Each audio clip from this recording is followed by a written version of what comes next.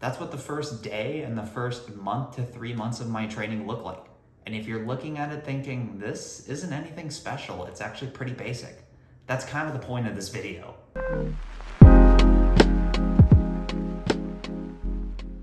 When I first started working out, I was terrified of going to a gym because I didn't want to be that guy that goes to the bench, starts bench pressing, and realizes he can only bench the bar. So I avoided the gym entirely, and I worked out at home in my apartment using nothing more than a kettlebell and a stationary bike. So in this video, I want to show you guys exactly how I got started. Not the workouts I'm doing today, but the workouts that I did when I was too scared to go to the gym.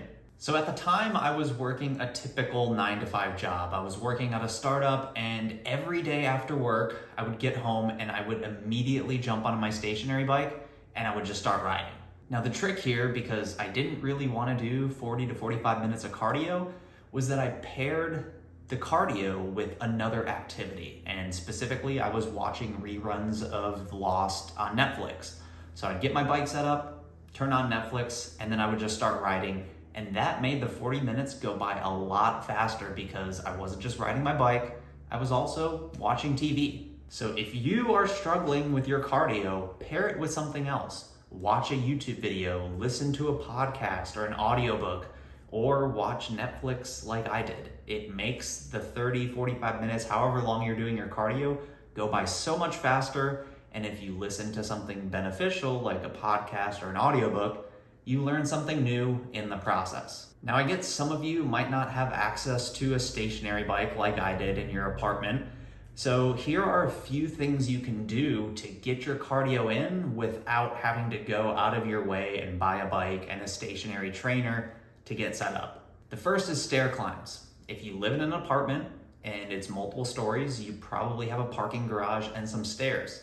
If you want to get some cardio in, just go to your stairwell and walk up and down those stairs. Or if you want to take it to another level, run up and down those stairs. It doesn't have to be fancy. You don't have to overcomplicate this process. You have stairs in your apartment, use them. While we're on the topic of living in an apartment, if you live in one, you probably also have a gym as well. Now the gyms usually aren't the best, they're perfectly fine for beginners, but what they usually do have is some cardio equipment. So you probably have a treadmill, an elliptical, some stationary bikes. If you don't want to train there, that's fine. But if you need to get some cardio in, walk down to your gym, hop on a bike, hop on a treadmill, and get it done. And bring your phone with you so you can watch YouTube, and it makes it that much easier to get the cardio in.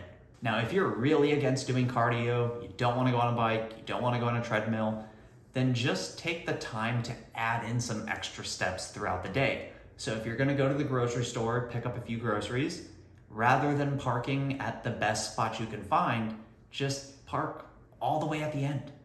Walk into the store, walk around, get all your stuff, and then walk all the way back out to your car. Wherever you go, if you have to park far away and walk in. It doesn't sound like much, but if you're going to a lot of places throughout the day, those steps really start to add up. Now, once I was done with my cardio, I would immediately follow that up with some strength training. And these were workouts I usually found on the On It Academy. They were kettlebell-based exercises. Unfortunately, it doesn't look like they're available anymore. But thankfully, I recently uploaded a kettlebell follow-along video. So if you're looking for a really dope workout to do with a kettlebell, I have you covered. That kettlebell workout is great and I recommend doing it. But this is all about showing you guys what I was doing on day one. So I'm gonna show you guys 2 examples of the types of workouts that I was doing with a kettlebell. So let's get to it. So the first style of workout that I did was a circuit style of workout. So we start with 4 push-ups, 3 bent over rows, 2 squats, and then an overhead press. And I would repeat this for like 6 rounds maybe, or sometimes I would do like 20 minutes. It just depended on the day. Once again, don't overcomplicate this process. Some days I didn't feel like doing 20 minutes, so I would just do 5 rounds. Other days I really felt like pushing it, so I would do 20 minutes. But this is what it looks like. So we have 4 push-ups, 1, 2, 3, 4. Then I would jump up, do 3 bent over rows. on each side. 1, 2, 3. 1, 2, 3. Then a goblet squat like this. 1, 2. And then maybe overhead press on each side. I have an Apple Watch on right now, so I don't want to break it. And then rest for 30 seconds to a minute, whatever feels good to you. Repeat that 6, 7, 8 times, however much feels good to you. Or if you don't want to do rounds, you can just do it for time, 15, 20, 30 minutes, whatever. The second workout was on the days where I just didn't feel like doing a circuit. The idea of doing push-ups and rows and squats back to back, it was just too much. So what I would do on those days instead is just break everything up. So maybe I would start with overhead presses. I would just be like, 10 reps sounds good. 1, 2, 3. Work my way all the way up to 10. Switch sides and do it on my left hand. 1, 2, 3, and so on. I would either work up to 10 reps if that felt good to me, or sometimes I would just do as many reps as I could. After I rested for about a minute, I would move on to something like an offset push-up. So I'd have a kettlebell in one hand, other hand on the ground, and just do some push-ups. Maybe it was 10 reps, maybe it was as many as I could do in one set. It just depended on the day. And then switch hands. Again, same thing. 1, 2, 3, 4. Working your way up to whatever rep range you're working with or whatever your max is. And then once again, rest for 30 seconds, a minute, whatever you need. Then I would pick this up and just start doing goblet squats. 1, 2, 3, 4, and so on until I max out or I hit the rep range that I'm targeting. Goblet squats, I could usually go a little bit higher, so I'd probably do like 15, 20 reps here. And then I would just repeat those 3 exercises 3 times, 4 times, 5 times, depending on the day. If I was feeling a little bit lazy, probably 3. If I was feeling really good, 5 or 6. Don't overthink it and don't beat yourself up too much. Sure, the day before, maybe I did that 5 times, and then the next day I was just like, I'm really tired. I only want to do 3 rounds. 3 is still way better than 0. So there you go. Those were the 2 workouts that I was doing when I was just getting started. Nothing fancy, right? It's pretty basic. But there's 2 things I want to address here. Number 1 is nobody cares if you're weak. After a month or 2, I think, of working out at home, I finally got a gym membership, and honestly, I wish I'd done it sooner. Because the reality is, nobody was really watching me that closely. Everybody's just kind of doing their own thing.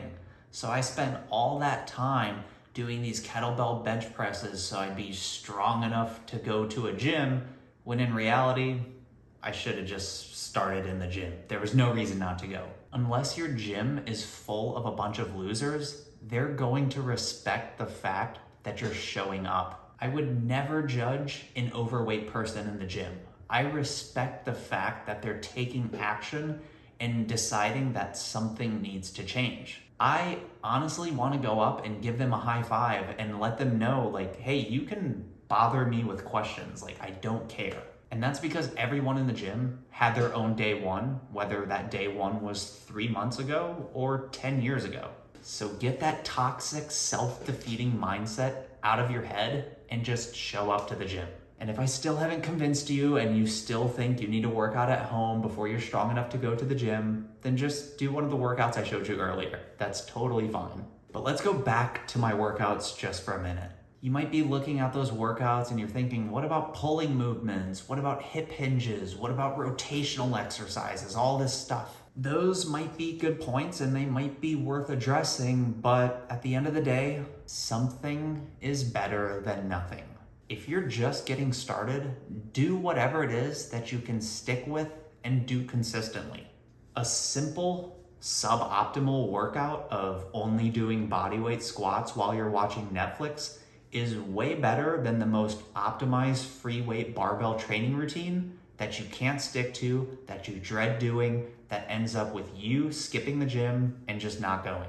Do the workout that gets you working out and slowly ramp up the intensity over time, because that's exactly what I did. Don't get so overwhelmed by the details that you end up just not working out. So there you have it. That's what the first day and the first month to 3 months of my training look like. And if you're looking at it thinking, this isn't anything special, it's actually pretty basic, that's kind of the point of this video. I don't want you to look at me now on Instagram, on YouTube, and think that I had just the perfect plan outlined from day one. I had no idea what I was doing, but I knew that working hard and doing something was better than not doing anything. So I did what I did, and I tried to get better over time, and I learned as I went. But it all has to start with a consistent plan that you can stick with. So don't overthink it. Start with the basics, just like I did. Get a kettlebell, run up the stairs in your apartment, do whatever you need to do to get started, because that's the most important part. If you found this video helpful, please consider leaving a like on the video. And as always, I would appreciate you subscribing to the channel. It's the greatest way that you can show your support for me and the content that I'm creating. Until next time, I'll see you guys in the next video. And don't forget to check out that kettlebell follow along, because it's a great workout and you literally only need one piece of equipment.